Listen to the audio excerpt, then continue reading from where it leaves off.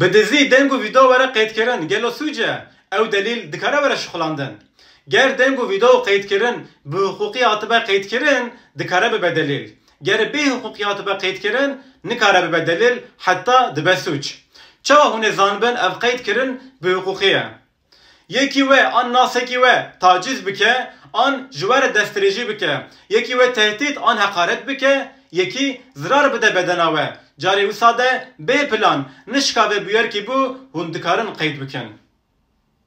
Ger hûn plan bikin û bi fen û fişka yekî qeyd bikin ev nabe delîl ji bo suç. Mînak hûn li yekî bigerin û wî tehrîk bikin pişt wî li we heqaret bike û vî dengê qeyd bikin nabe delîl. Armanca qeyd kirin nevî mirovê şantaj kirin be van qeyda westan ji bo delîl wenda nebin. Piştê we delîl qeyd kir van delîla bidin dozger an polîsxana û giliya wî bikin.